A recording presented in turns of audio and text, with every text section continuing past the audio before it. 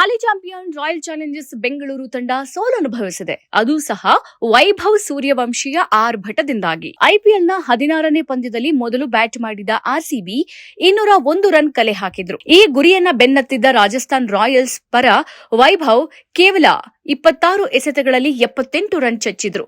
ಈ ಸ್ಫೋಟಕ ಬ್ಯಾಟಿಂಗ್ ನೆರವಿನೊಂದಿಗೆ ರಾಜಸ್ಥಾನ್ ರಾಯಲ್ಸ್ ತಂಡವು 18 ಓವರ್ಗಳಲ್ಲಿ 202 ರನ್ ಗಳಿಸಿ 6 ವಿಕೆಟ್ಗಳ ಜಯ ಸಾಧಿಸಿದೆ. ನಿರೀಕ್ಷೆಯಂತೆ ಈ ಪಂದ್ಯದಲ್ಲಿ 8 4 ಹಾಗೂ 7 ಭರ್ಜರಿ ಸಿಕ್ಸರ್ಗಳೊಂದಿಗೆ 78 ರನ್ ಬಾರಿಸಿದ ವೈಭವ್ ಸೂರ್ಯವಂಶಿಗೆ ಪಂದ್ಯ ಶ್ರೇಷ್ಠ ಪ್ರಶಸ್ತಿ ಒಲಿದಿದೆ.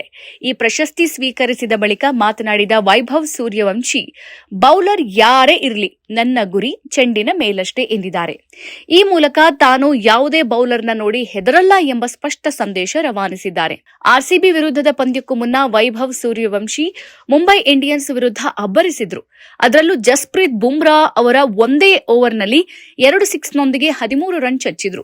ಇದೀಗ ಭುವನೇಶ್ವರ್ ಕುಮಾರ್ ಹಾಗೂ ಜೋಶ್ ಹೇಜಲ್ವುಡ್ ಅವರ ಬೆನ್ನತ್ತಿದ್ದಾರೆ. ಹೀಗಾಗಿಯೇ ಬುಮ್ರಾ ಮತ್ತು ಹೇಜಲ್ವುಡ್ ಅವರಂತಹ ದಿಗ್ಗಜರನ್ನ ಎದುರಿಸುವಾಗ ಭಯವಿತ್ತೇ ಎಂಬ ಪ್ರಶ್ನೆಯನ್ನ ವೈಭವ್ ಮುಂದಿಡಲಾಗಿತ್ತು. ಈ ಪ್ರಶ್ನೆಗೆ ಉತ್ತರಿಸಿದ ಯುವ ದಾಂಡಿಗ, ಬೌಲಿಂಗ್ ಮಾಡ್ತಾ ಇರೋದು ಯಾರು ಎಂಬುದು ಮನಸ್ಸಿನ ಮೂಲೆಯಲ್ಲಿ ಇದ್ದೇ ಇರುತ್ತೆ. ಆದ್ರೆ ನಾನು ಬೌಲರ್ ಮುಖ ನೋಡಿ ಆಡೋದಿಲ್ಲ. ಬದಲಿಗೆ ಬರ್ತಾ ಇರುವ ಚೆಂಡನ್ನ ನೋಡಿ ಆಡೋಕೆ ಪ್ರಯತ್ನಿಸ್ತೀನಿ. ನನ್ನ ಸಹಜ ಆಟಕ್ಕೆ ನಾನು ಬೆಂಬಲ ನೀಡ್ತೀನಿ. ಇಲ್ಲಿ ಬೌಲರ್ ಯಾರು ಎಂಬುದು ನನಗೆ ಮುಖ್ಯವಲ್ಲ.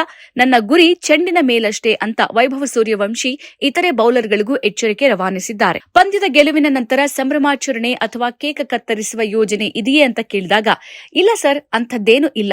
ನಮಗೆ ನಾಳೆ ಬೆಳಗ್ಗೆ ಬೇಗ ವಿಮಾನ ಇರೋದ್ರಿಂದ ಇವತ್ತು ಬೇಗ ಮಲಗಬೇಕಿದೆ. ಶಿಸ್ತು ನಮಗ್ ಮುಖ್ಯ ಅಂತ ಹೇಳುವ ಮೂಲಕ ತಮ್ಮ ವೃತ್ತಿಪರತೆಯನ್ನ ಮೆರೆದಿದ್ದಾರೆ.